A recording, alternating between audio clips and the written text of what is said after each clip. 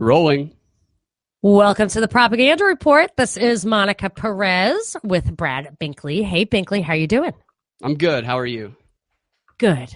Are you staying dry? Yeah, I survived the hurricane. Because you stayed in your house with a roof on it and the door closed? Yeah, I hunkered down in the bunker. Trees do fall down a lot in Atlanta. So although Climate change, knock trees over. I honestly think it's like over regulation. They don't let you take down your trees, so they get old and the roots shrink from the droughts and blah blah blah. But that is something I am afraid of. Interesting theory that the HOA wants you cutting down all your trees. You won't do it, so they engineer a hurricane. Cloud seeding. That's what they did. It's the homeowners association. That's what I'm claiming.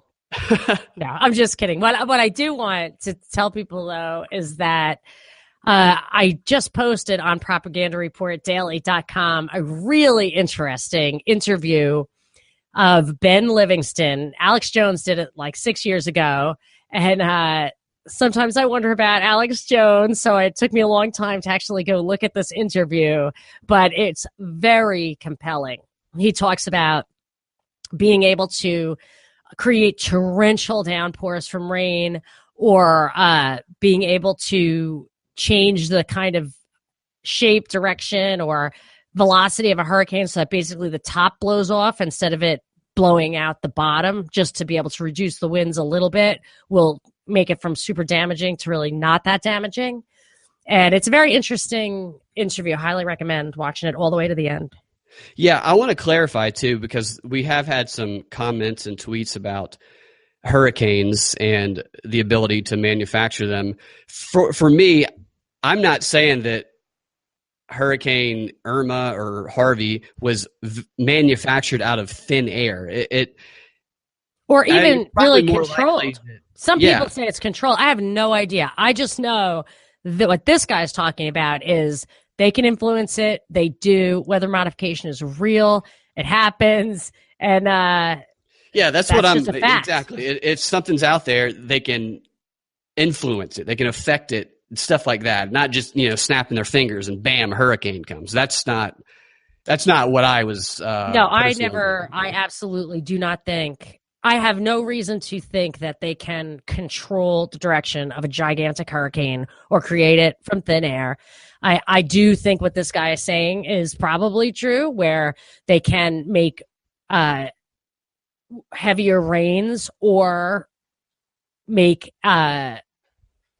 take the power up instead of down a little bit by releasing, I think it's silver iodide or even dry ice, that they can kind of use that as like a magnet for the water particles, and also create heat so that the heat makes it go up instead of down. I mean, it's just, that's what they do. He's a guy who does weather mod, and he talks about it. He said he did it in Vietnam to create torrential downpours on Operation the Vietnam. Popeye. Isn't that what it was? Operation Popeye, where they tried to Storm Fury? I don't know Popeye. Maybe there's more than one. There's an Operation Popeye, I believe, that's in dispute. Some people say it didn't happen.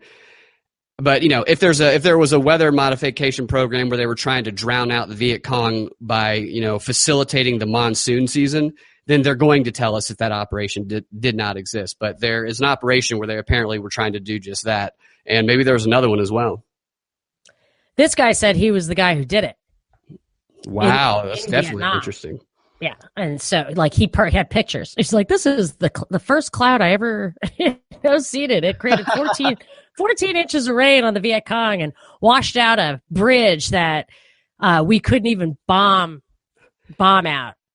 And he said just so much water they couldn't tolerate it. And then there's another article I posted with that of weather as force multiplier, but it was from the 90s, and they're like, if we could make it rain, it would be great. So I feel like now that document is a limited hangout to try to make us think that they didn't have this technology like in the 60s. So they had it, and this guy was saying that they don't use it in this country because they don't want the liability for being the one in control of the situation, or at least being perceived to be in control. But he said if you wanted to be more sinister, you could think that rain, that heavy storms like that, super destructive storms are so good for, and this guy was like not down the rabbit hole, it seemed to me, but he said it is possible, if you want it to be truly cynical, that it's so good for the construction business. You have to have destruction to have construction. He said that he thought was a thought. And didn't you hear the same things that I heard about Irma destroying 90% of the Keys? Yeah, they said it destroyed 90% of the Keys. 90% of the homes in the Keys was the headline for like a day and a half or so, and it was all that. I heard it over and over again on multiple networks. It too, and I was like, 90%? How is that possible? That place, that's an uninhabitable place. It should never have been inhabited. You can't destroy 90%. A place like that has gotten hurricanes before, either it's like Japan where they build the houses out of paper just so they get destroyed, just so you don't have to actually deal with the rubble because they get destroyed so often. I mean, old Japan. To begin with, how do you even measure 90%? How do you come to that conclusion so instantaneously? I assume that 90% of the houses were totaled. That was the claim, it would seem like, the way they were reporting it anyway. Right. And they even pointed to FEMA as the source. And so I looked it up, and FEMA said that 25%, 1 out of every 4 houses was destroyed, and that like 60% of the houses were damaged. I question that statistic as well. But after, I guess, it changed, whatever the narrative was, all the articles that were talking about 95% of the homes destroyed suddenly changed to damaged, even though that wasn't even the number damaged that was being claimed. Right. 60% was. But I still saw the dude, Chris Cuomo. He's talking to a New Yorker here. The Cuomos rule New York. Cuomo. They're the king. Asshole is what I'm going to know him as, because he is. He was on there this morning, like propagating the fear, still going 95. He's standing in Key West, I guess, or in front of the green screen, saying 95%, even though they've already changed the whole narrative that it's not 95% anymore. But this guy, I watched him reporting live on the ground the day, like Sunday, I think, the day it was supposed to hit. Or maybe it was Saturday. Yeah. And he's standing out there. It's not even that rainy. It's not even wet or that windy yet. And he's going, Hurricane Irma has forced us to wait. but make no mistake about it. She's coming. She's going to hit hard. She's going to hit long, and it's going to hurt. Be afraid. Don't stop being afraid. This is our message to you. Do not stop being afraid. When the first time I heard him. Well, you know what else he did? One more thing after that is he said, and we've got breaking updates on a shift in the hurricane's path that we're going to tell you about right after this break. Like he's hosting American Idol, holding back life-saving information. It's a con when you're holding back life-saving information until after the break. It's a story, It's not news. It's a story. It's a show. Joke. Yeah. But the first time I heard him, I was just so amazed at like what an awful interview I was listening to. And I guess I wasn't watching it or whatever. He has come across my sites a few times for just shocking assholishness, incompetence, stilted reading, illogic. I mean, he's just terrible. And when I looked into who was talking, I didn't even know the name of the reporter. I'm like, this guy's the worst. I have to stop what I'm doing and figure out who this is. And it was Chris Cuomo. And I was like, Chris Cuomo? Like, as in the Cuomos? Like his brother is the governor and his father used to be the governor of New York. I just started laughing at how ridiculous it is to think that the media and the government is not a continuum. The guy is reports, his brother is the governor and wants to be the president.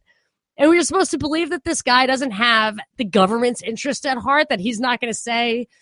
It's just like Mika Brzezinski. Her father was the national security advisor under Carter. The national security advisor. This is a guy who wrote a book called The Grand Chessboard, who wants to talk about isolating Russia and moving the pieces around. And she's on the news like, I'm going to give you some hard journalism. Don't even think about my dad, because I would never be influenced by his macabre political observations and goals. I'm an independent woman, And I'm a reporter with integrity. It's like, okay, that might be true, but in a business, you wouldn't have somebody's daughter running a division without saying, hey, the presumption is that, you're more loyal to your dad. So there might be a conflict here.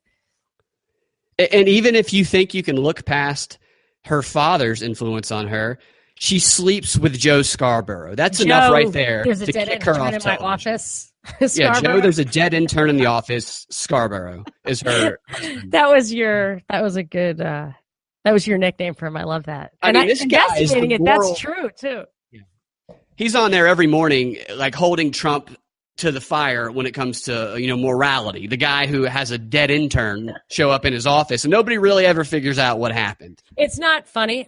That's actually a very kind of sorry story. And I feel bad for that girl and her family, although it's a very weird story and you can never expect real investigations. I mean, more and more, you just can't expect people who are useful in the public eye to be taken down like that John Corzine. I mean, he's just such a great example of a guy who stole a bunch of money, but he was the head of Goldman and he was a senator from New Jersey and the governor of New Jersey, I think, if I'm not mistaken. And he should have gone to jail. And I think he just paid the money back. Like, I don't even think he's broke. But it's just, say it again. That's an option. I don't want to go to jail. Let me just pay you back. Let me steal as much as I can. If I get caught, I'll just pay it back. So that way, nobody gets hurt. It's like, no, that's why you have to go to jail, because we don't want everyone doing it that way. So that similarly, of course, there was a big thing in the news. It was on 60 Minutes. Steve Bannon was interviewed by Charlie Rose. And Steve Bannon, so I only found out about this as my sister texted me. She's like, oh, I love Steve Bannon. He's hilarious. He's on 60 Minutes. What a straight shooter. This guy, he really gets it. And I'm thinking, Steve Bannon, wasn't he just deep state all the way? And he was a attaché to the top admiral at the Pentagon. For two top admirals. So he was there longer than the top admiral. He went to Reagan's inauguration. When Charlie Rose said, hey, you have all this like military references, you like biographies and stuff. And Bannon's like, oh, I'm from a Navy family. My brother's in the service and whatever. His father was an AT&T telephone lineman, according to Wiki.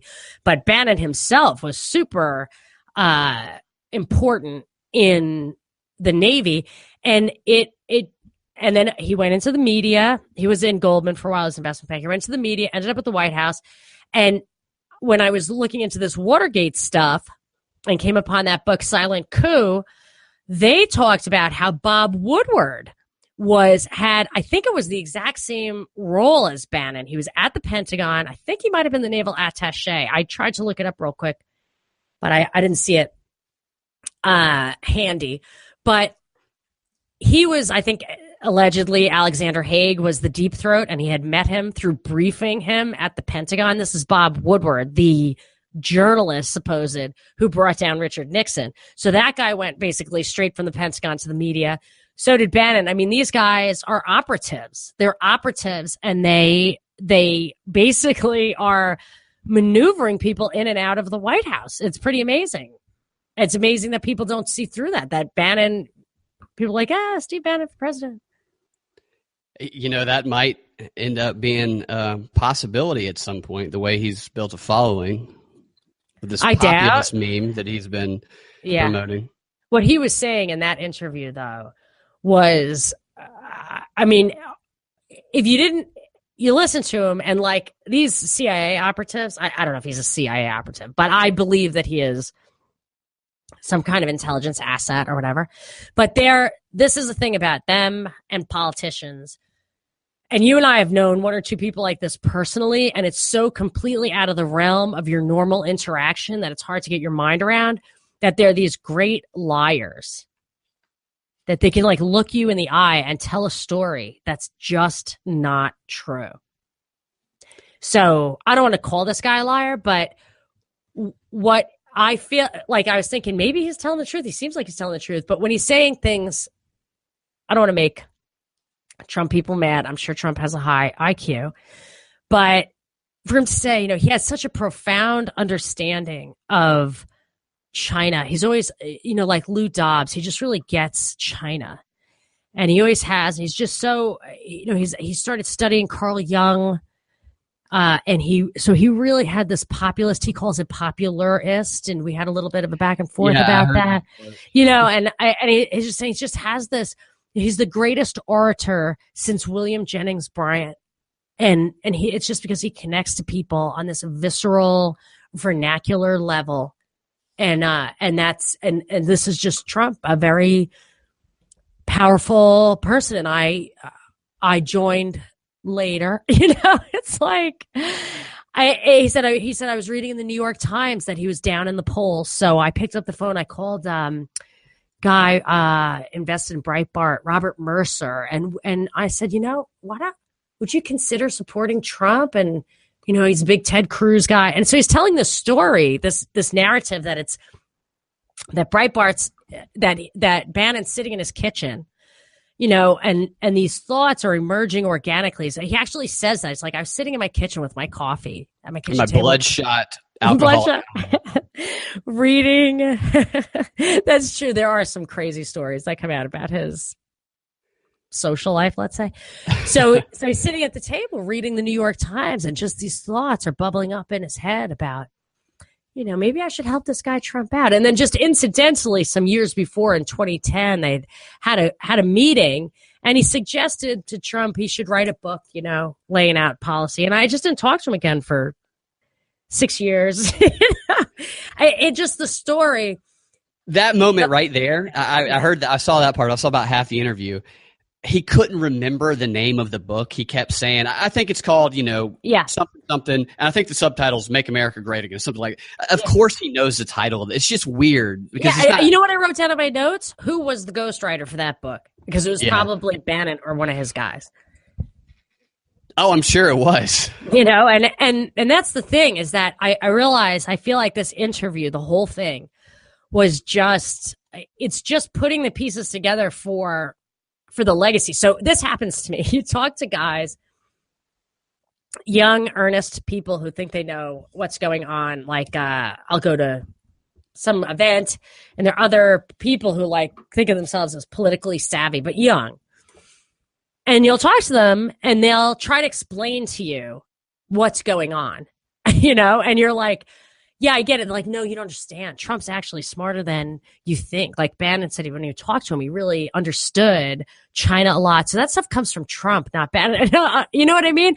This is the blueprint. This is the paperwork, the narrative that puts words in people's mouths without them even realizing it. They want to understand a narrative they can hang all this shit on. And this is that narrative. So when Bannon, one thing that I've been starting to think is kind of weird is that Hillary, I saw so many times this quote that she was just gobsmacked that when she lost, it never occurred to her that she could have lost. She just couldn't believe that she lost. And finally I was like, does she know she was going to lose? Like, why is she saying that over and over again? And like, I originally said maybe a 1% chance she knew. We went back and forth a few weeks ago. You went out there with 4%, I think. I'm up to 2 or 3. But one thing I was thinking was, I kept thinking, she came out and called a lot of poor people who could be Democrat voters a basket of deplorables. I mean, nobody would do that. Trump wouldn't do it. Trump didn't go out and say those skanky liberals who like Hillary. He said Hillary is a skank. He didn't say her voters were skanks. So I thought, who would ever do that? Even if she's a moron and just, you know, presumably the words are written down. She talks like she's reading them. Who would do that? So I used to think Trump was lost on purpose. And now I kind of wondered if Hillary lost on purpose. And then Bannon says, when I heard her give this speech criticizing the alt-right, I thought, she doesn't even know it, but she's tanking. This is it. She just demonstrated that she's going to lose, that she's so stupid. How could she do that? And I feel like all of this stuff is just to solidify a narrative. Or am I crazy? Am I crazy to think that things are this orchestrated?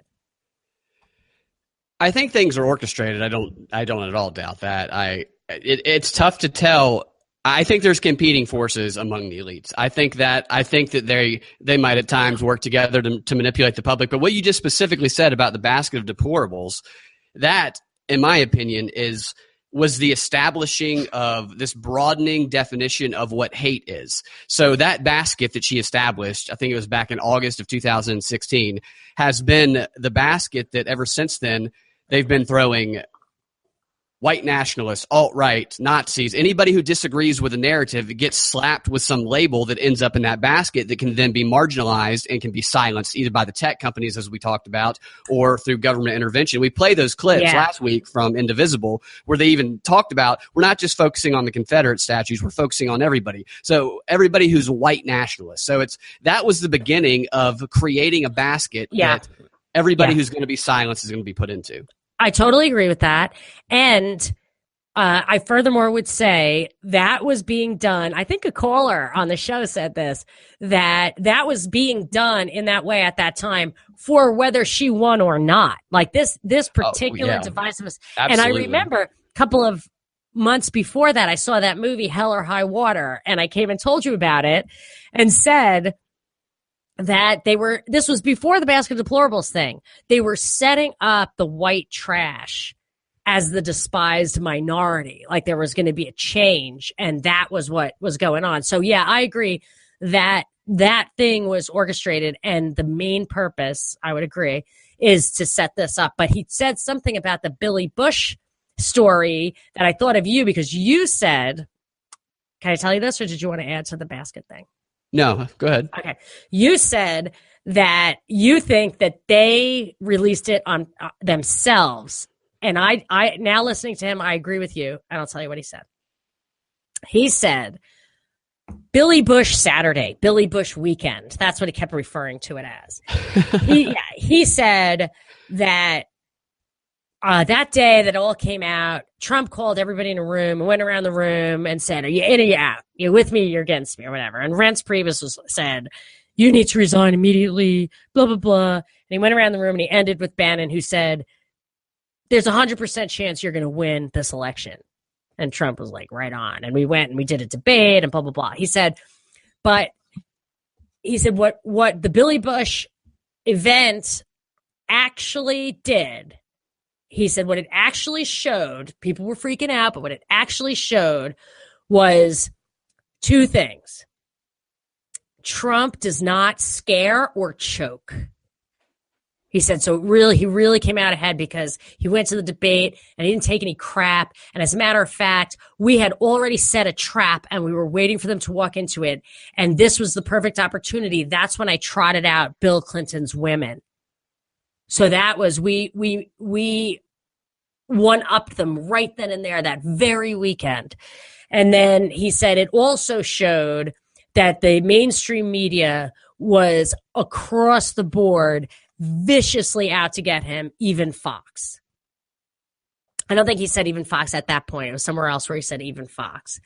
But then he said, he was a guy, he was on top of the world. He had all this money, a great looking wife, and he didn't actually add grab chicks by the pussy, but like, that's what he was throwing out there. And he said, Bannon was saying, you see a guy like this, a billionaire who lays it all out on the line and puts up with this kind of crap for what? Because he's a patriot and he loves this country, which, by the way, was the tweet my sister sent on behalf of my mom to my show on Saturday, which I think was the day before this was aired. But that's the kind of meme this guy gets in your head. Yeah, he's the kind of guy that when life gives you lemonade, you grab it by the pussy. Yeah, and it works out for him. Yeah. So, I mean, he just, and he added all these details, like the question, he didn't let Charlie Rose ask the question, but he said, is that Charlie Rose alive? I couldn't tell. He was alive, and I think that he was actually seething with rage, but he's so decrepit that I don't think he could sit up straight. So he was trying to hate on him and everything, and Bannon was just, in his space. Yeah. But he added some detail about Clinton's women. He said, so we had this deal that Mark Cuban couldn't sit in the front row because he was trying to get in Trump's head. And then there he was in the front row, and they were like, oh, yeah, we don't have the security to make a change like that or whatever, dumb. And he said, so that's when we just did the same thing. We put Bill Clinton's women in the VIP box, so he had to walk past them. So he's telling the story, and all these little details are coming out. Like if you watch the whole interview, it's just a very crafty little story that just ties everything up in ribbons. It really reinforces the authenticity of the whole Trump thing, which I think now when we look at what's happening, I think it's easy to say the whole Trump thing. Well, I shouldn't say easy to say. I think in my mind, it's becoming clearer to more people that the Trump thing was a fraud in that, like, he got rid of the DACA thing, the Dreamers executive order, and it looks like he's inviting Congress to actually make something much more serious than the Dreamer thing. I think tax reform and infrastructure spending are not things that anybody really cared about. I think he's going to actually be the guy who gets a bipartisan immigration bill through that the mainstream Republicans could not get through. I really feel like all the things he said he was going to do, he tried to do in a bombastic fashion and failed. And this stuff that he really wants to do, the Democrat stuff, increasing FEMA, more aid, get rid of the debt ceiling, maybe even screw up the voting so you don't need a supermajority, get an immigration compromise going, get a totally cronyistic tax reform bill through, and $1 trillion of cronyistic infrastructure spending. None of this stuff is Republican stuff. It would make you think, it would lead you to believe that this guy, that it was all just a sham from the beginning. And I think that was why this Bannon came out to kind of re-authenticate the whole operation. Yeah. He's going to pass a new immigration bill through Congress. It's going to be called the Hopefuls. Oh, we've replaced the Dreamers Act with a bill that works for everyone. It's called Trump's the Hopers. Trump's Hopers. They love Trump. I told you I love these people. Yeah. What's your main takeaways from you had to give a bottom line takeaway from the Bannon interview? The authenticity that he was reinforcing?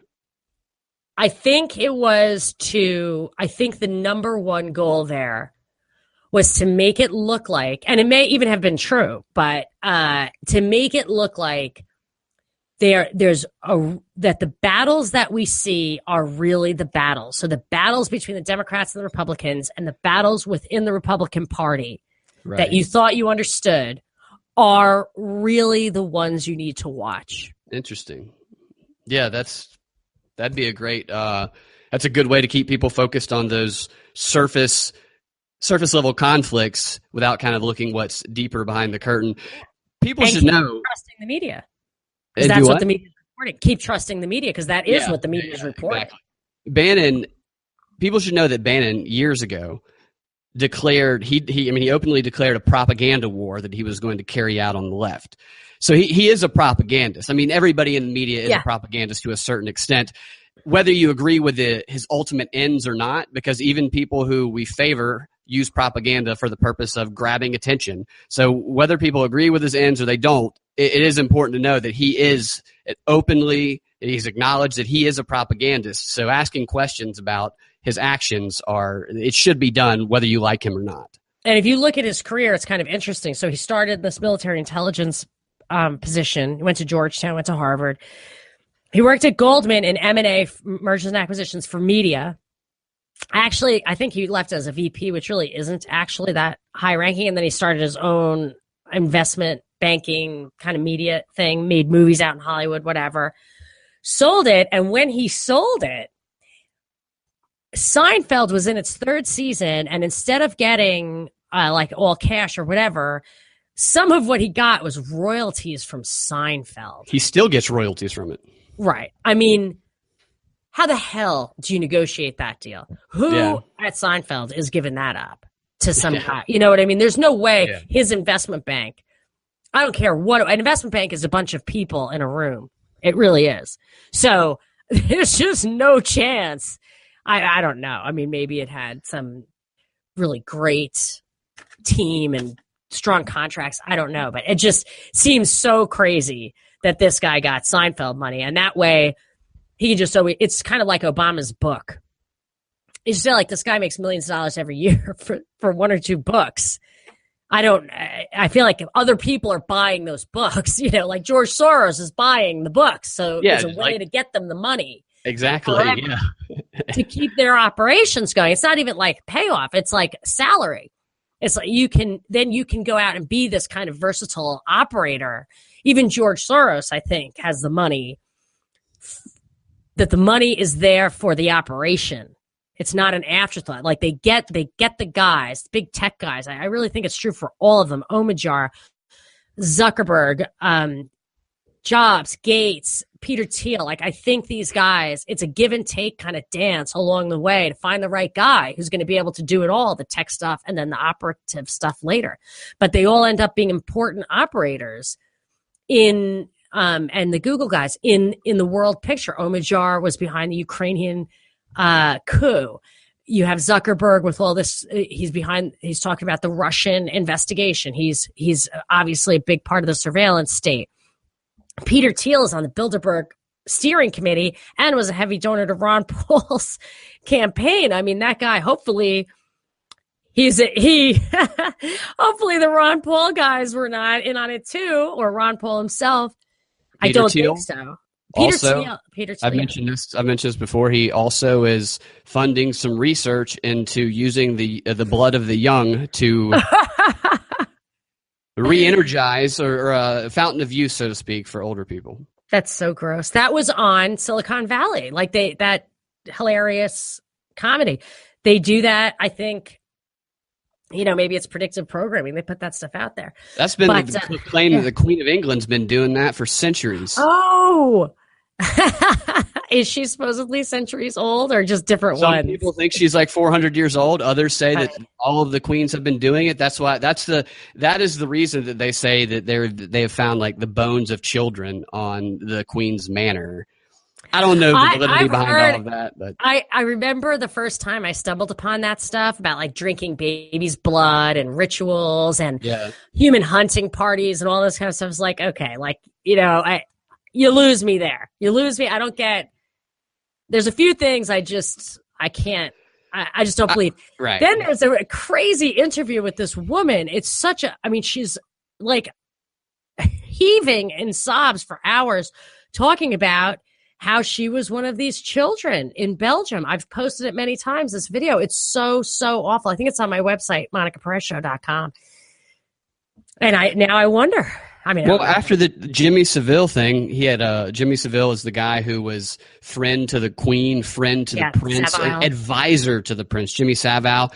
And he was a major public figure, a beloved public figure in the UK. And then he died in 2012, and all of these, they had been allegations for years, but they covered him up, and it just, all the information came flooding out that he had a rape dungeon in his basement. He molested like hundreds of kids. And he did fundraising for sick kids. He did fundraising so he could get close to sick kids. Right. I mean, it's really twisted. And this guy was close to the royalty there. And they say that he was just the tip of the iceberg, but everything has been kind of silenced in that investigation.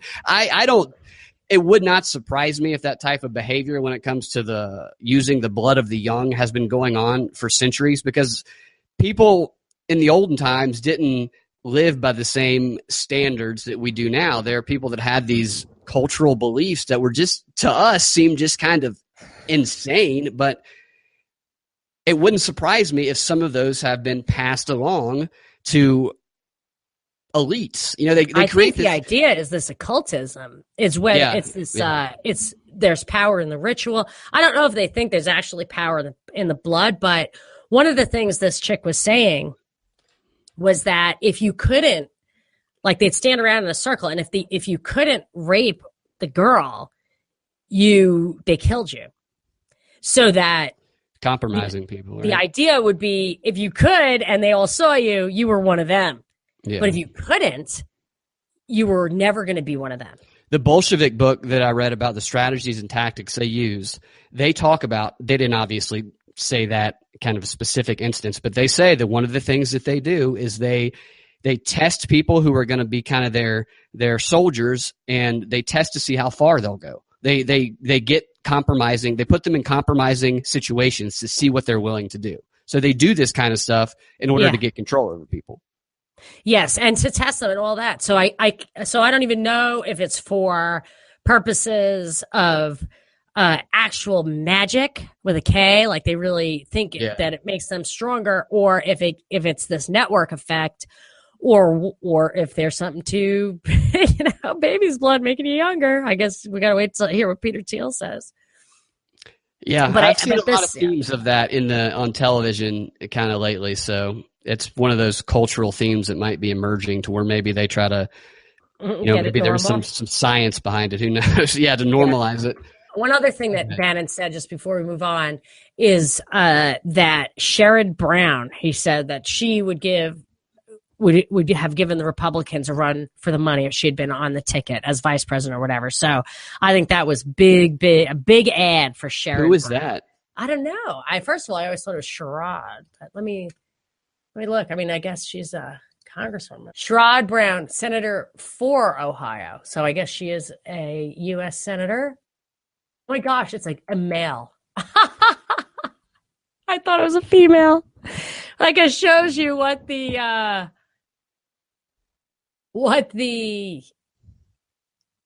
value of that ad was. Sherrod Brown. That's what the guy said. Sherrod Brown.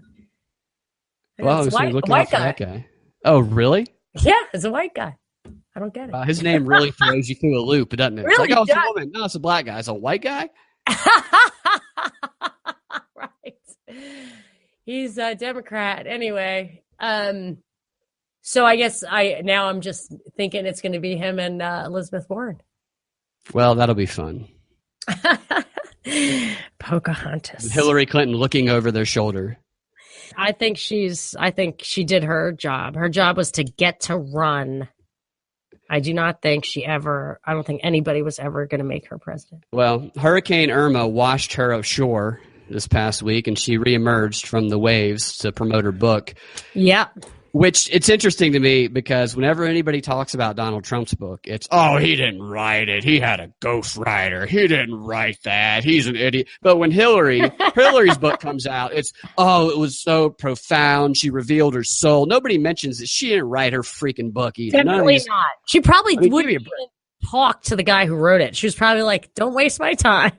Probably hasn't read it other than the few audio excerpts that we've heard. She can barely read it. Her reading it is worse than her campaign speeches. Right. And her book was on the bestseller list before it was even released. See, that's payola to me. That's George Soros with 1 million copies in his closet, like you said a minute ago, is what that is. Or whoever, like George Soros has the metaphorical. yeah, whoever buys it. Next to his name.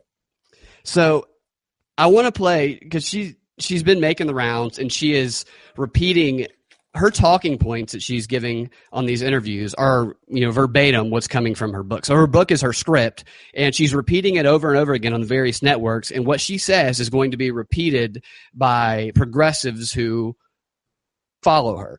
Obviously, she's going to be upsetting some of the Bernie people, which is interesting to me that she's still doing that, because that kind of one of the Bolshevik tactics was that they hate people who are similar to them. So the communists hated the liberals, the liberal Democrats that weren't communists more than anybody else, and they tried to slander and bring them down by infiltrating and taking over their organizations more so than anyone else, because they didn't want the competition. They weren't afraid of the conservatives, because the conservatives weren't targeting the same audience. So and those guys that you're talking about were more like the guys who were winning those battles were the fraudsters. Like the Bolsheviks were the guys who were secretly financed by the West. The Mensheviks were the real one that they killed. Right. Yeah. And not even the people who were like the Mensheviks were also revolutionary in a sense, but after it moved beyond that, the Bolsheviks specifically targeted social democrats and liberals in America because they were the easiest to infiltrate. The groups made up of them, they could infiltrate them most easily because they could mimic their idealistic vision of equality and all that. And it was totally a fraud. But because they were so easy to manipulate, they just took over these groups, and then they pushed all the people out who were originally in it. Or in the case of the Mensheviks, they killed them, or told them to go to another country. So I point that out because this is indivisible. This is what's going on with Indivisible and the Resistance. The people controlling it are doing the same thing to the people that are marching in the Women's March. So tell your friends that they're in the middle of a Bolshevik revolution if they tell you they're going to the next Women's March. I would say, I have something to say about that. Go ahead. May I?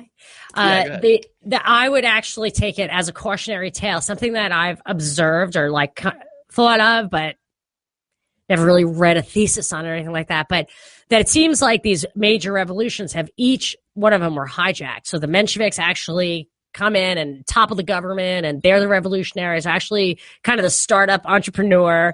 And then they get their head chopped off by the VC firm that comes in and wants to take advantage of it. And then the French Revolution was the same way. Like the original revolution got overturned by, I think the super bloody one was getting rid of the original revolutionaries and putting the new ones in. And I would say the American Revolution also, that the Articles of Confederation were more representative of what people were willing to fight and die for. And then only like 8 years later, it got replaced by the Constitution, which to me was Alexander Hamilton, basically an agent of the British Crown, certainly of the banks for sure. Didn't Bannon praise Hamilton in that interview? I did not notice that. I think I would have, because I hate Alexander Hamilton. Yeah, I know. I would have noticed that. But so I feel like every revolution gets hijacked. So maybe that's why I'm not. Actually, the Ron Paul revolution got hijacked by the Trump Bannon populist revolution. Yeah, there's no doubt always an attempt to hijack a popular so you just have to be idea. careful. Yeah. That's why I always emphasize the principles rather than the power. So it's like what Rand Paul did, I think, was to compromise to see if he could get some power and get a few things done.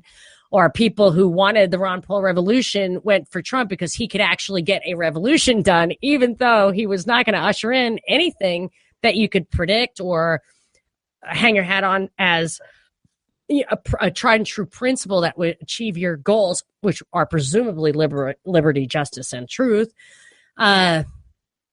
So that actually is a little bit tricky, because these things do get, they get hijacked. So anyway.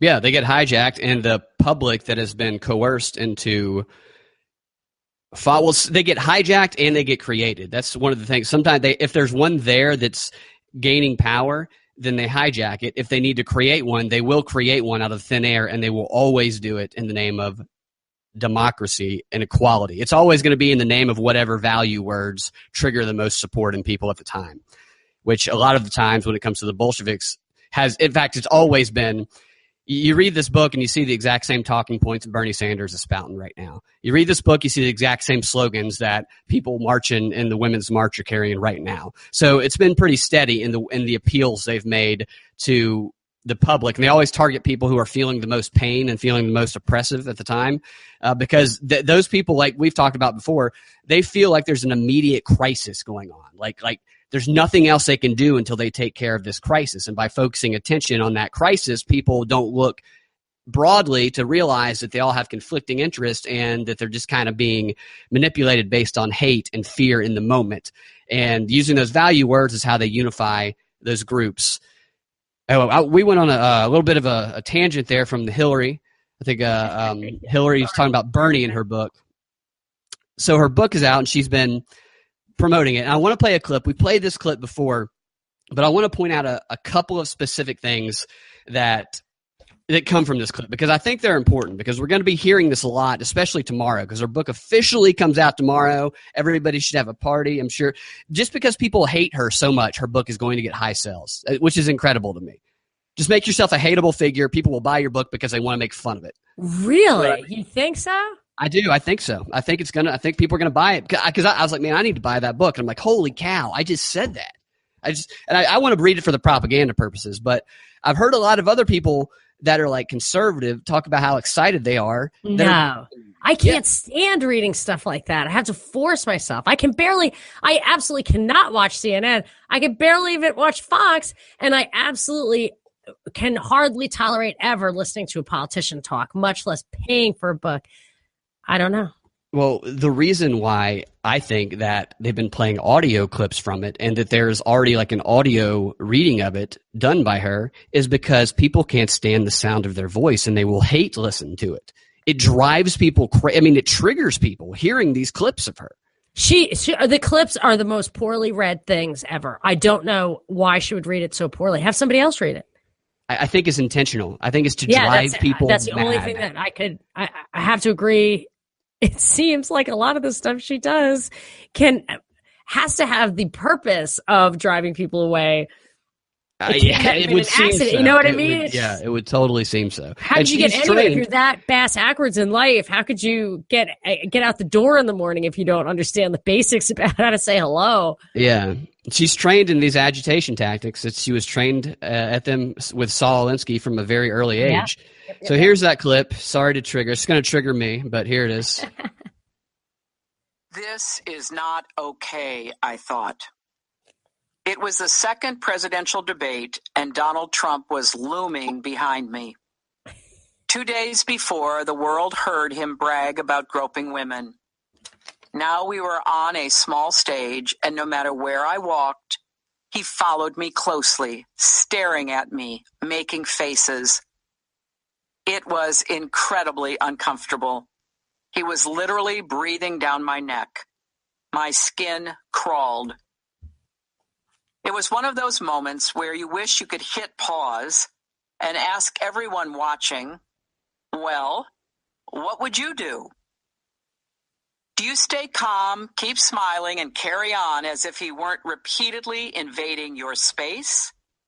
Or do you turn, look him in the eye, and say loudly and clearly, back up, you creep, get away from me. I know you love to intimidate women, but you can't intimidate me, so back up. I chose option A. I kept my cool, aided by a lifetime of dealing with difficult men trying to throw me off. I did, however, grip the microphone extra hard. I wonder, though, whether I should have chosen option B. It certainly would have been better TV.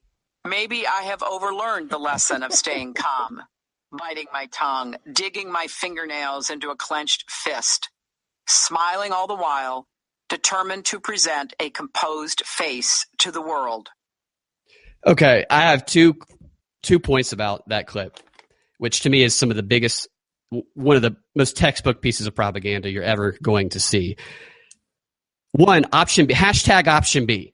Look for that. Hashtag option B. What would you do? She is not just reading her book. She is literally talking directly to her followers, and she is agitating them, saying, I wish I had chosen option B. I wish I had stood up to him. I wish I had lashed out at him. She is agitating her followers to continue to protest and to do increasingly more tense activities against Trump. So that's what that was. That was a call to action. The end of that was option B. Look for that in the Indivisible movement, because that is what she's telling them to do. That will be a rallying cry for the people who, so like who when her. Elizabeth Warren's is nevertheless she persisted, which is what Mitch McConnell accused her of. Persistence. Yeah. There you go. That's exactly what it is. It's this big, this man who's just a monster was following me, and he trying to grab me by the back of my pussy or whatever. And I'm sure he was not trying to do that. That's what she was. He's intimidating me. He represents all the evil in the world right now, and I didn't stand up to it. But what will you do? If you listen back to it, she's using NLP. She's using those techniques of talking directly to the NLP? Slow talking. What I meant. It's Anthony Robbins. It's an Anthony Robbins type thing. Funny. Yeah, where he trained like President Bush and how to do it, and Clinton and stuff like that. And she was doing this. Don't believe there's like psychological think tanks over this stuff. Oh my gosh. Read one of those books. I mean, obviously, so when people like when Bannon says she obviously didn't know what she was doing making that speech, it's like, what are you talking about? She's got billions of dollars behind her. She's got billionaires behind her. She has the Democrat establishment, whatever the establishment above the parties has a hand in this. They know what every word means and does and how to say it, and they rehearse them, and that's all they do. That's what their job is. Yeah. When Obama won, in his last one, he had a thank you thing in like a basement to say thank you to the staffers, and he started crying. You can find it. Like this is the most genuine moment of his entire life. He started crying. And I was thinking it was so clear that this guy, they worked him to the bone on the campaign trail. The rest of the time, he's eating ice cream and whatever, watching basketball. But this time, it was real. It's because that's what their work is. And if she fell on her face, it was on purpose or whatever. You know what I mean? Like if she's delivering that deadpan, not the book necessarily, but the campaign, it's on purpose. And you can see when you read a book like Tony Robbins. They've been training in this stuff they've been studying and compounding literature about the psychological mechanisms the way that you can do this stuff for over 100 years. I think you talked about one of the colleges they do it at. It's associated with Bernays and Freud. I can't remember the name of it. Oh, there's the Tavistock Institute where they do all the research on it. But they've been studying this stuff for over 100 years, and they don't teach it in the public schools. So that to me is okay. That is when I got turned off to the public schools. They intentionally took rhetoric out, not only so you could not be effective in it's like civics, but that you couldn't recognize when other people were using these techniques on you.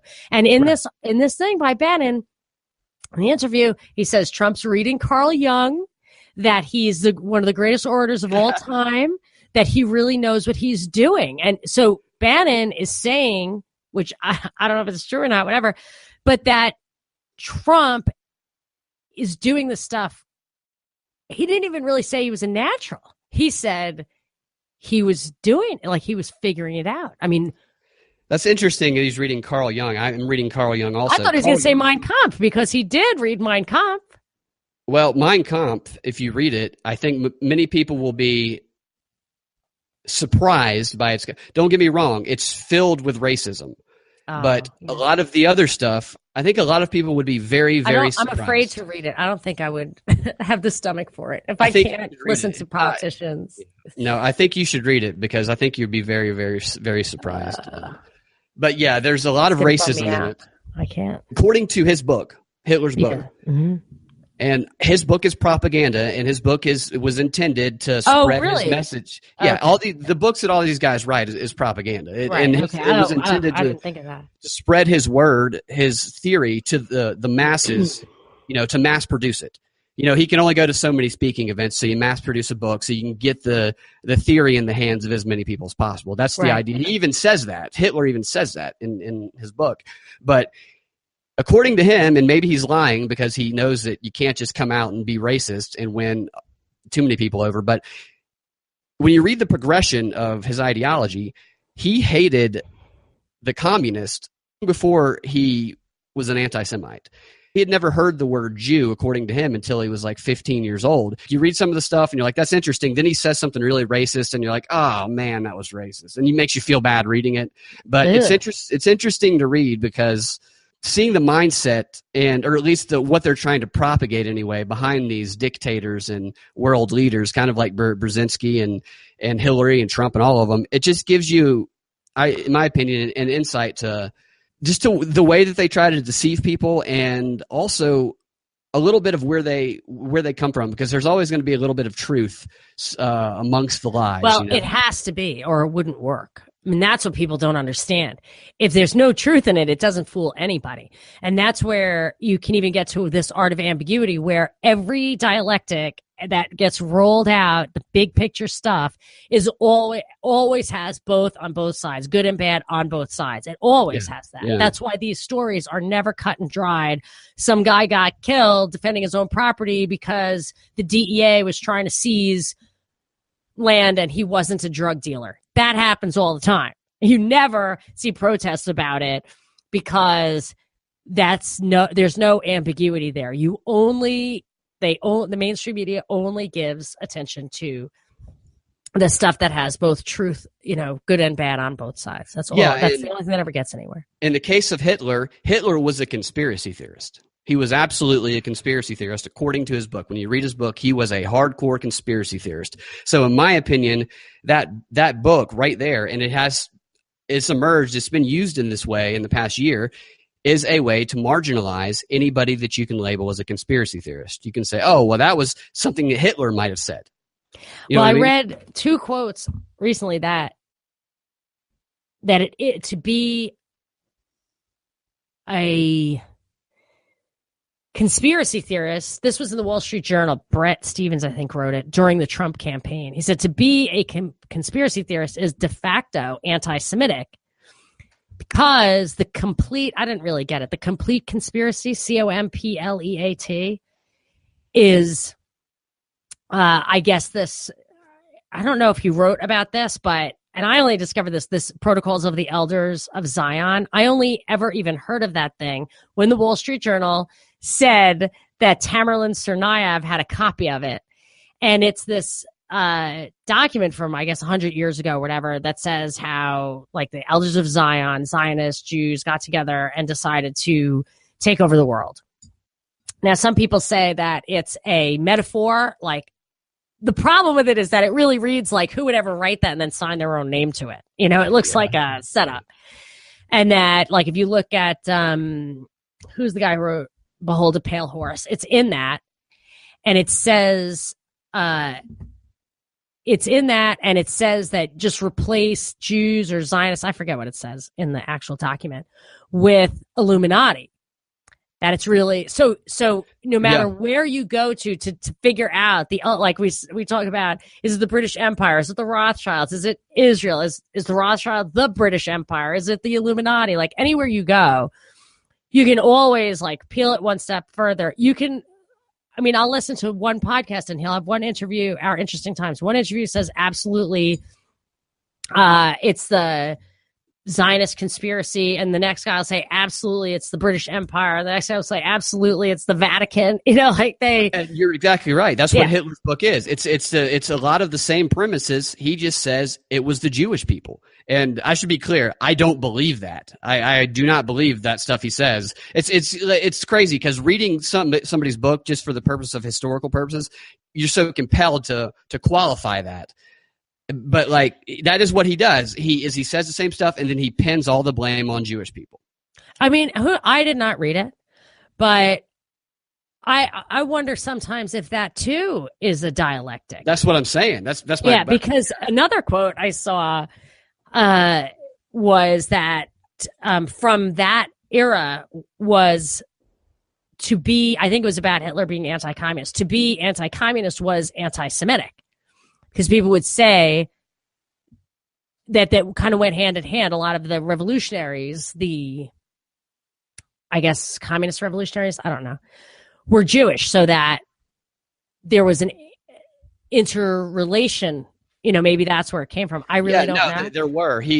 What he says in the book anyway, and we got to take it for what it's a grain of salt. But he was, after his father died when he was a teenager, he was in Venice, I think it was, maybe. And he was working in the factories because he didn't have any money. Both his parents had died, and he was working in the factories to survive. And the communists they were calling themselves social democrats. And he talks about in his book how he agreed with what they were saying. And it wasn't until he learned that they were just using that to manipulate people into joining their movement that he started to have disdain for them. But he would be in these factories, and communists would come in, and they would pressure everybody in the factories to take a position. Now everything he describes there, it checks out with this Bolshevik book, which was written by the Rand Corporation in the United States. It's almost like reading the same thing. The book you read was written by the Rand Corporation? It was sponsored by the Rand Corporation. Really?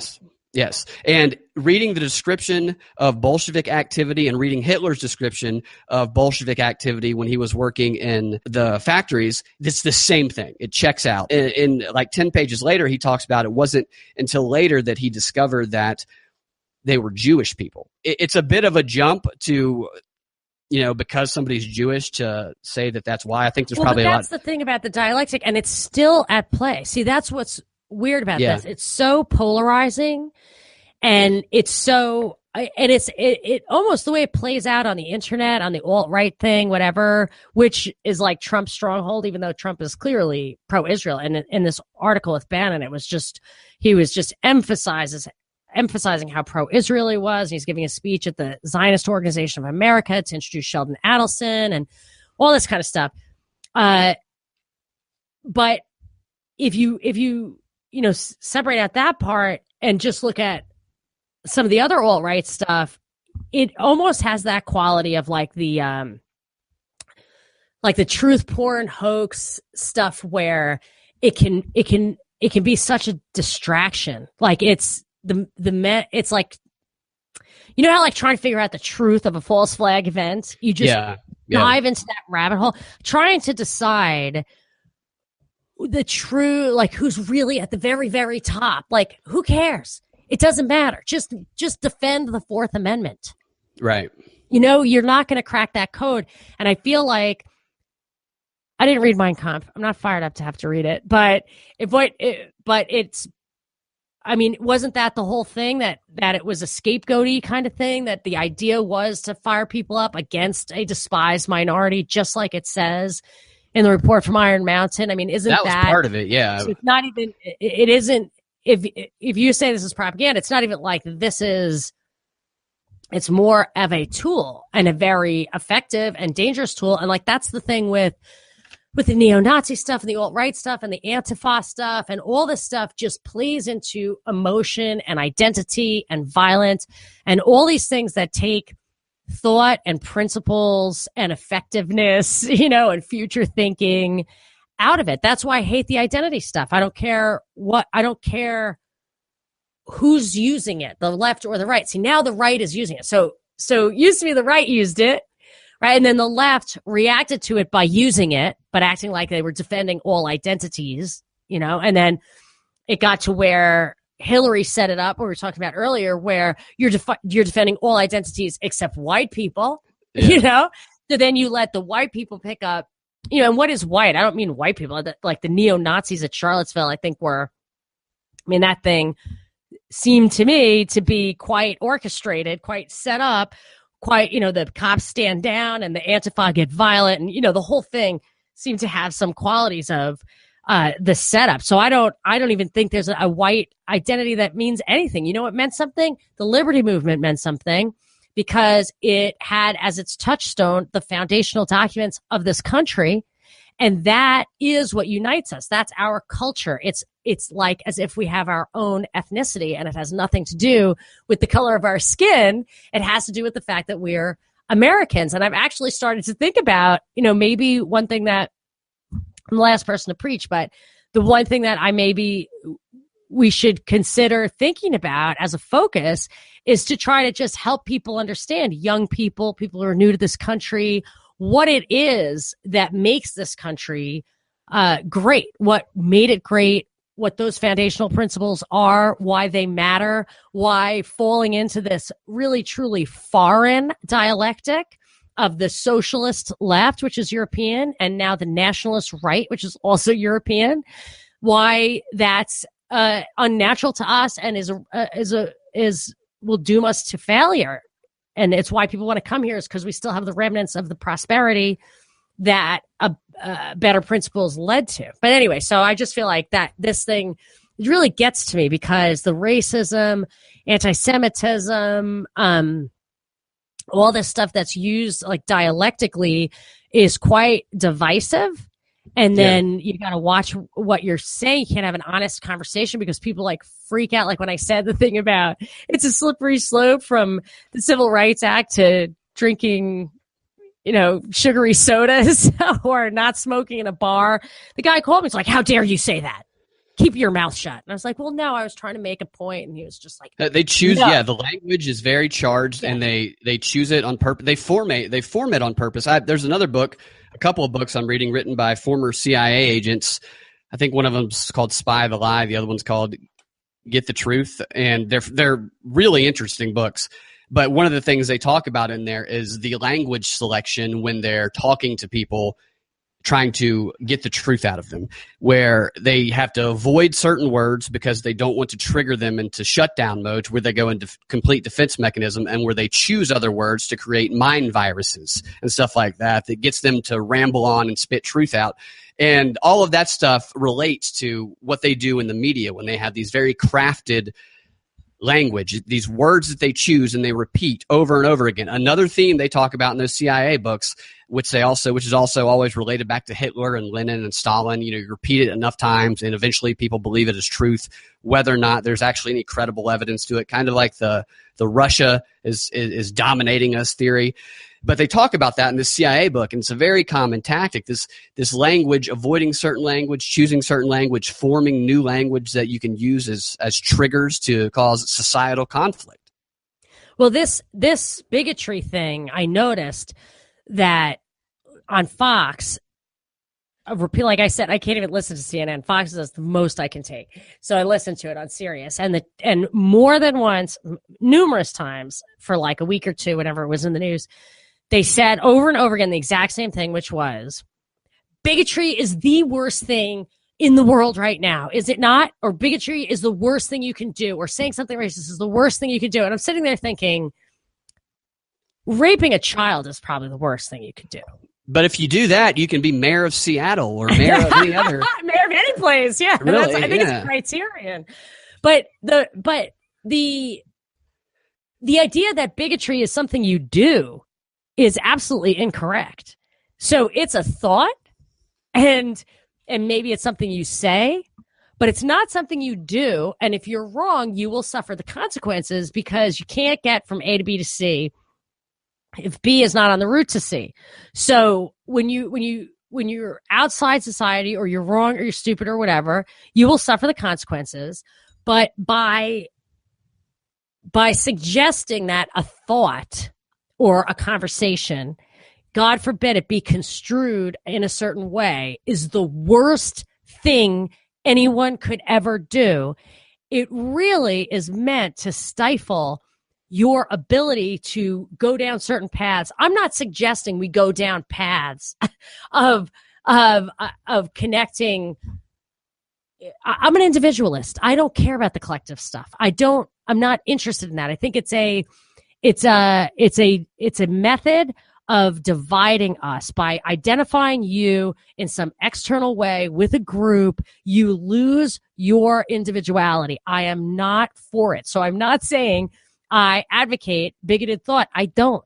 But I think that you can say and think something stupid and talk to somebody about it, say something stupid at a party and let somebody slap you down, and then you learn something, rather than be in constant fear that anything you say or observe is not an okay thought. It's like what Hillary was saying in her clip. It's not okay. Not okay. That expression comes out a lot. What you're saying is not okay. That happens a lot. Yeah. It's not okay. Yeah, I have one more point about that clip. Everything she said, the whole premise of it, of what's not okay, is that Trump was lurking behind her and intimidating her. And I've said this a number of times. Yes. But everything that she claimed in that clip, all of it, is a lie. It is easy to verify that it's all you have to do is watch the debate again and watch whenever she's asked a question, even if she's asked a question from somebody on the other side, she does, I think, 5 out of 8 times. She walks up and very casually just starts strolling right over in front of Trump and plants herself directly in front of his podium. So when Trump, like he naturally does, goes back to his podium after he's done talking, it sets him up to make it look like he's lurking behind her, when in reality, he's going back to his assigned position. You want to hear something crazy? Yeah. What? Yeah. Well, let me finish that point real quick. That is it's easy to verify that this is a complete and utter lie. But the media and Hillary are still willing to propagate this lie for such a long period of time and bring it back up again. It just really, really gives you insight into just how far they will go and just what small things they will lie about in order to push a certain narrative.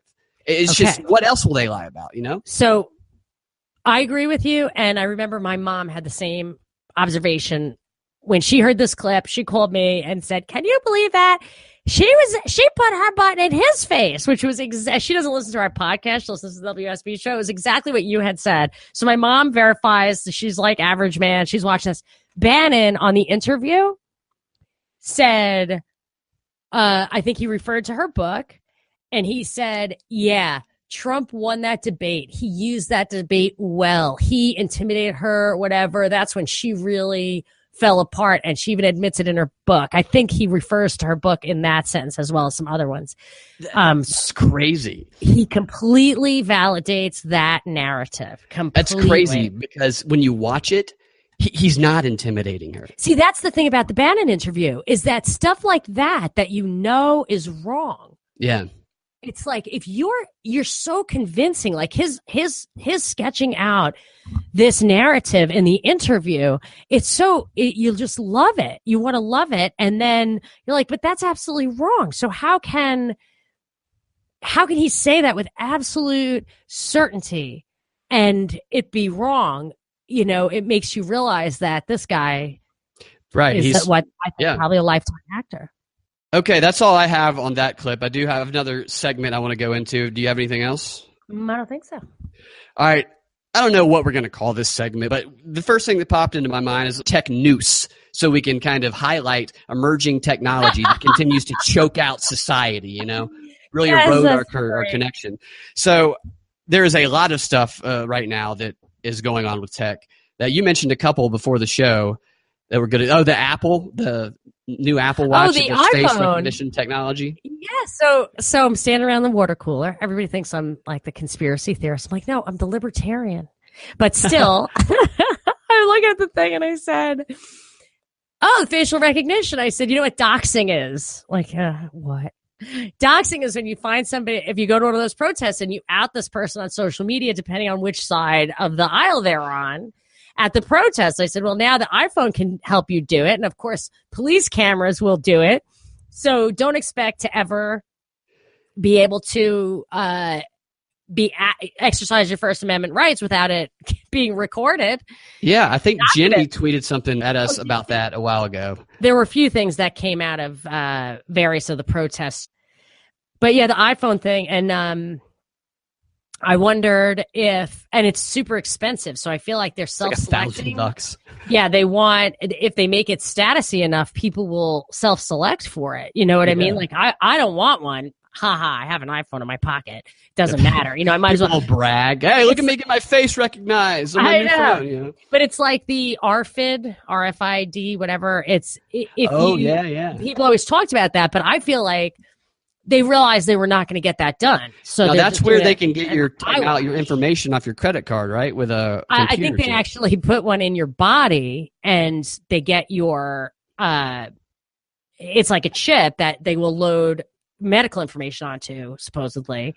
So if you're having a heart attack, the ambulance driver can, scan you and get your return. There's a lot of different uses for it. I have a son who escapes. He runs away. He has Down syndrome, and he has I don't think they implant it. They might implant it, but certainly you can get something in a shoe or whatever that's like a tracking device. That's for sure. But people were alerted to this idea of the RFID.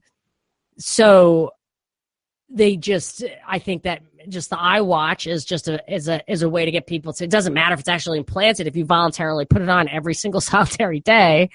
And I think they do things like that. They see that it's not going to happen the way they thought it was going to happen, so they just bypass it. So if they can't get the United States to join the True World Authority, what they're actually doing is getting the mayors to do it directly.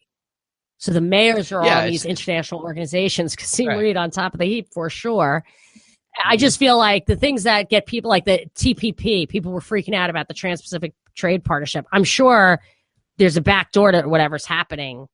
You know what I mean? They're not putting that on the shelf. Well, yes, the indirect method. If they can't do it directly, it's the thing that the communists did. The communists stopped calling themselves communists because it drove people away. So they took the indirect method and adopted the language of democracy. And they do the same thing with technology. They promote the benefits, the prestige of it. Meanwhile, what you're doing is you're carrying around a tracking device all the time. You don't have to have a chip. You're willingly giving up your information. Yeah. No, it's so hilarious that it's voluntary. I mean, it's so obvious, and I'm not doing it, but it doesn't matter. You know, it's like vaccines. Yeah. As long as everybody else has one, they're definitely going to know where you are. They are going to be able to triangulate. They already take pictures of your license plate. They know where you are. Other people's phones can surely track your, you know what I mean? They can track your phone. Yep. Yeah. That's how a lot of people get busted cheating, is their wife or significant other will turn on the tracker. Yeah, I told you there are algorithms for that too, right? Like, so Google could tell right now on your phone, or Apple or whatever, your phone, the phone that's been in your pocket, they can make a good guess as to whether or not you're having an affair. It could flag them even, you know, because they would see who, if you were going to somebody else's house, like at lunchtime. Well, that's a note for anybody who's having an affair that might be listening to. Leave your phone at home. Yeah, leave your phone at home. Go back to the old type of technology. So I want to play some clips for you from. It's a British show, and it's called This Morning with Holly and Philip. And the reason it stood out to me is because I've noticed a number of stories like this over the past couple of months. I don't know if you remember, but when we predicted some themes that we thought that might emerge during 2017, one of the ones that I predicted is that they would start the mainstreaming of sex AI robots. They would start that process. It would become more and more normal. And I've seen a number of stories that, in fact, in the past couple of months specifically, that have started to kind of affirm this. One of them is like these brothels have started putting more and more sex bots in their thing because the people like really them. That's a real thing that's in a brothel right now. Yeah, it is. And there's been other creators, like CNN did this show where they interviewed this guy who he makes them and he loves them and he talks about why people need them. And this, do you get to clean it yourself, like when you use a toilet? The question I was wondering. You're the one who presses the button to like change the thing that rims around the. Yeah, I guess. I don't know how that works out. I don't know. We'll do some further research into how they clean. You don't want to talk about that some how more? They clean the brothels. Not the brothels. The AI brothels. AI. Yeah. Are they AI or are they just? They're AI. How intelligent are they? Well, I'm about to play you a clip that shows you how. Oh, okay, great. This one is. This guy's name is Aaron Lee Wright. He is the creator of this AI sex robot named Samantha, and him and Samantha are being interviewed on this morning show with Holly and Philip. Now, there's a number of things to take away from this. This first clip, he is telling, what it does. He's asked about, what's up with this sex robot you got? What does it do? What's the benefit of it? And here's him describing it. It's not to replace people. We're not trying to replace women. It's not about that. It's as a supplement, like I explained in previous interviews. It's a supplement to help people. And I believe it can do that. I think it can help people enhance their relationship. What does she do? She, like I say, you can talk to her, so you can interact. You can tell her you love her. She'll respond. And she'll say this. I love you too. And then she might go on to say, do you think we could get more sensual? And then, I can take many times much more love just because you can give it. I take it all. Then. Wow, that's really sexy. Too stupid to keep her mouth shut. I mean, doesn't she understand decorum? In this next clip, the question they asked was, there's vibrators. You can put those in a drawer. So where do you hide her, when your kids and your family are around? What do you do? And here's how he answered that question. Well, I had 2 children myself, and they actually, Samantha has a family mode, which... I'll pause it for a second. Yes, he just said she actually has a family mode, for anybody who didn't hear that.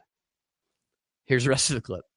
It's impossible. She's going to read the kids a bedtime story? She can talk about animals. She can talk about philosophy. She can talk about science. She's got a program with 1,000 jokes, which is at random, so I don't know all of them. So there's a lot to Samantha. She's advanced. And so you can switch her over to the family mode and have her sitting on the sofa amongst the family? Yes. My children, they say, where's Samantha? So she can be at home.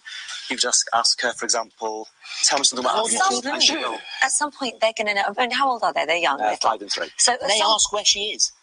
Yes, they say. And when we brought her in the car, they really enjoy it. But at some point, they're going to go, I'm now old enough to realise that Daddy has sex with Samantha, and Samantha's not Mummy. Is that not a bit strange? I think the world's changing. I think the world's changing. Wow. These guys' kids are 5 and 3. These are the most formidable years psychologically for them, and this is what's being imprinted on their minds, that this is normal, that their dad... What's wrong with his wife? Like, did they discuss it all? You're about to find out. She can't take it all? His wife is there.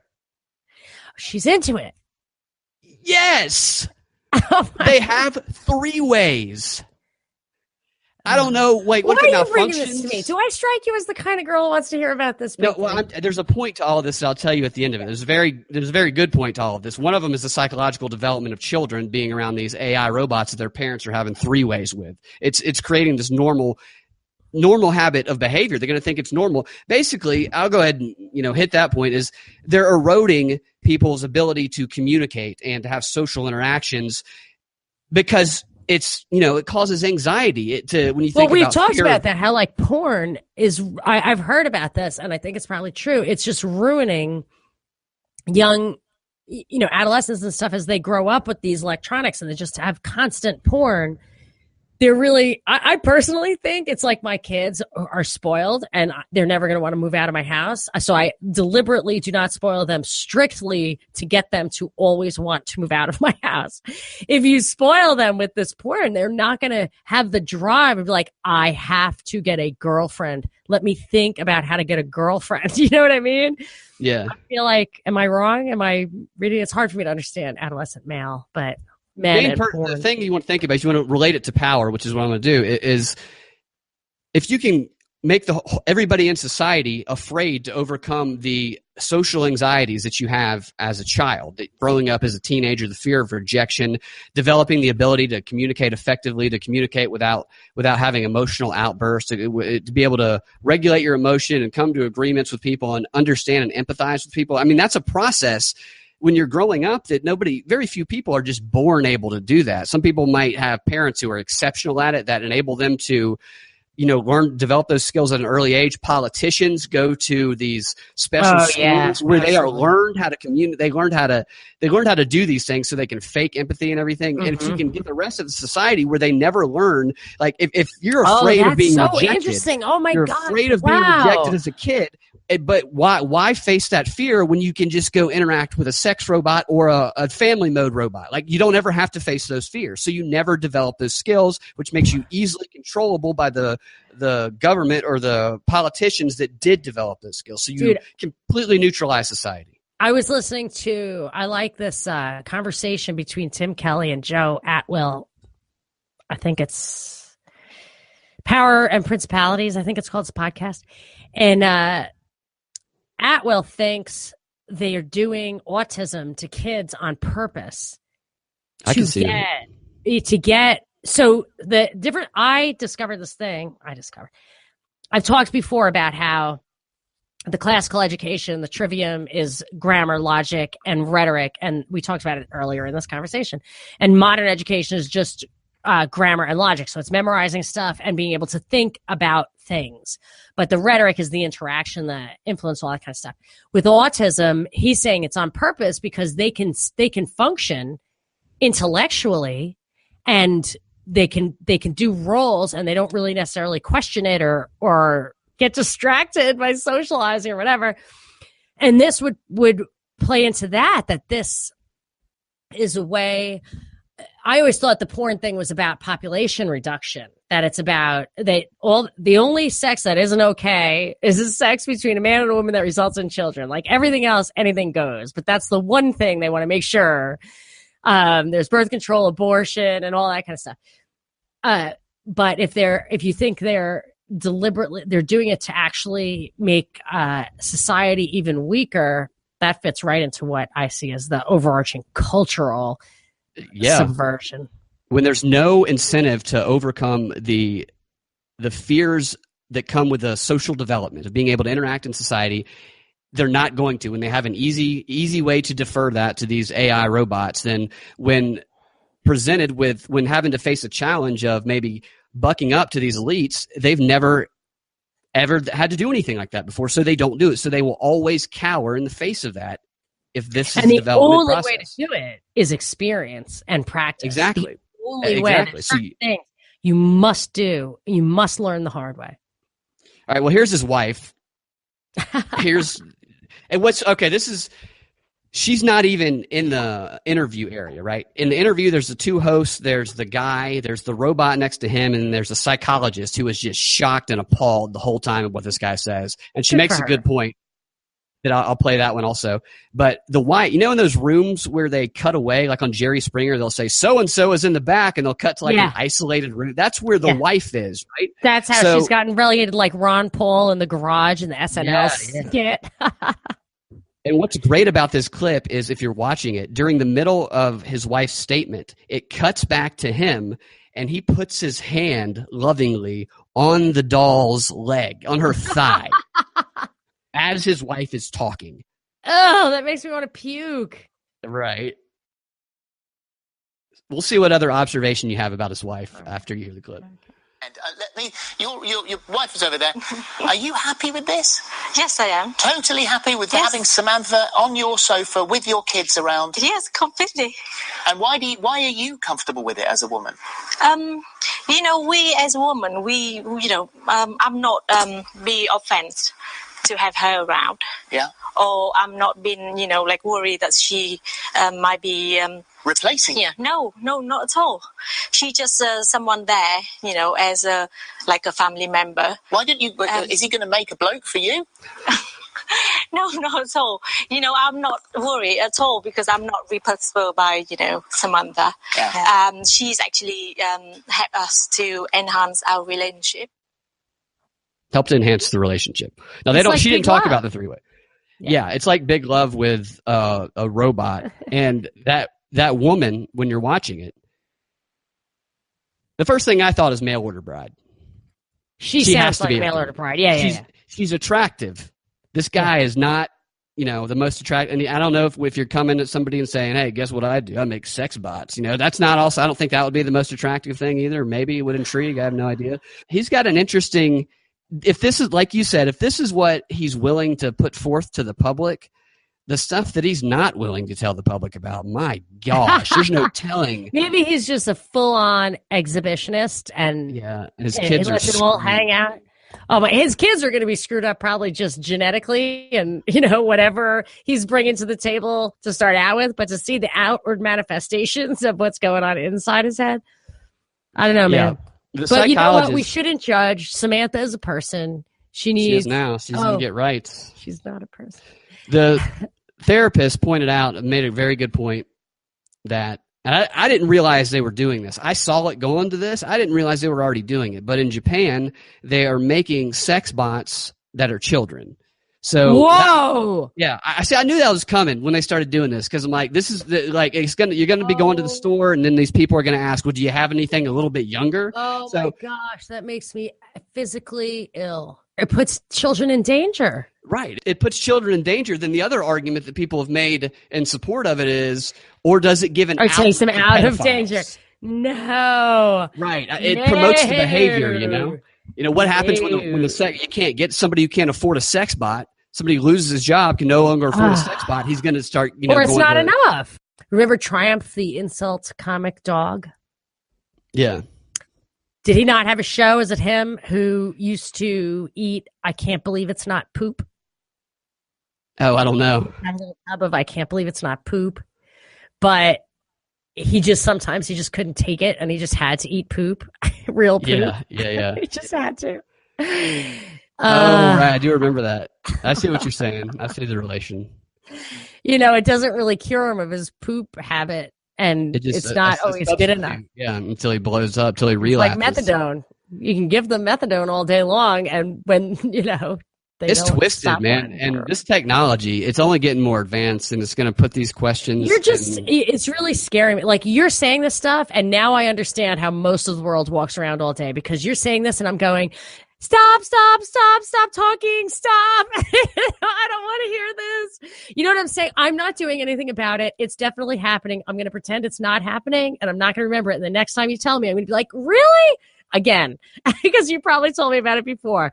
And that is how I think people are walking around in the world right now about everything. Right. Well, I guess you don't want to use this drop clip on the Saturday show, which I think would be hilarious, although I know you'd never use it. But here's a drop clip that I cut from that interview. It's a bit like making love to a car GPS, isn't it? I mean, that would only work if my show was like... Yeah, I know. We'll use it for the propaganda report. We don't need to worry about it for the... That's fine. If there ever is a time where you feel like that's an appropriate analogy, feel free to drop that. It's worth watching the interview just to see the guy who's hosting. Are you kidding? I never want to hear about this again. It's a bit like having sex with a car GPS, isn't it? I mean, in my experience, should I tell you what that's like? Like, what does he know? He's like, no, I've done that. It's completely different. I've tried everything. You think I wanted to build a robot? Right. Just please, thank God, the dishwashers aren't talking yet. He goes, at one point, the host goes, I touched it, and this was a bit eerie to me. Her skin feels real, but it's cold, like a corpse. And the guy is like, yeah. Well, yeah, we can heat it up, but it takes, AA batteries or whatever the batteries, and it would take a lot more power to warm it up. So we're working on that. But at least they can tell jokes during family time. Family time. What if the kid accidentally, flips the switch? Oh my gosh! Oh man! And then she's reading the story and just saying, I can take a lot. What if they flip it into family mode during a three-way? Does it start screaming, or does it just telling start philosophy, telling jokes while they're trying to get it on? All right, that's all I've got for today. If you got whatever you want to add, I think we have a few minutes. Well, this is time for that drop. Nothing's going to top that. All right. Nothing's going to top that. All right, good. Do we have a word of the week? Do we have any fun little... You made me think of a word earlier. Yep. I don't remember what specifically. I think you were talking about Bannon, but transmission belt. Not the transmission belt on our cars, but transmission belt is what Lenin and the Bolsheviks called these liberal groups that were acceptable to society. They saw these groups as transmission belts that they could spread their message, transmit it to them by infiltrating the groups and essentially, co-opting them and spreading their message via already acceptable. It's in their theory of access. That's what it is. Their theory of access is one of their terms. That's what the neocons did to the Tea Party to get people to go behind. The people who were just focused on taxing up already, that was the Tea Party, to start advocating for war. Yep, exactly. That's what they do. They look for these ways to access the public mind through these groups that are acceptable to large portions of it, and they transmit their idea through those groups. That's the theory behind it. Well, on that note, that was very interesting. Thank you very much. I am going on vacation. I have that cool fight. I'm going to see Triple G versus Canelo. Super excited about that. Although I'm actually excited about it because they're both great fighters. It's when you see one of these great fighters fight a guy who's just doing it for the money. Yeah. That it's just awful. I mean, there was this one guy, Kirkland, was it Triple G, who was beating the crap out of him, or Canelo, one of those guys. His body just looked like it turned to liquid. Like as it hit the thing, it was just like ripples, as if there were no bones or anything in it. And that was almost the end of my interest in boxing. Such a brutal sport. Yeah, but my family goes way back. Big boxing family. So I want to check it out. I think it's going to be cool. You going to bet on it? I am not going to bet on it. This one, if any were not fixed ever, I would think it would be this one. But generally, I don't have a lot of faith in that system. I like Baccarat, and it's in Vegas, so I am going to bet on Baccarat. I like Baccarat. And then I'm going to London, and I am going to bring my little portable microphone so that we can, even though the WSB show will not be on, hopefully we can do a propaganda report from abroad. All right. I might even have a little Liberty on the Rocks with some foreign tweeps. I'll tell you how that goes. That'll be interesting. Definitely. Make sure to subscribe to the Propaganda Report, propagandareportdaily.com, and click on the little Apple or the Google icon on the right, and tell your friends about it if you like the show. Absolutely. If you can't contribute, that's okay. Share every show you like. Thank you so much. This is the Propaganda Report with Monica Perez and Brad Binkley. Thank you, Binkley. Talk to you later.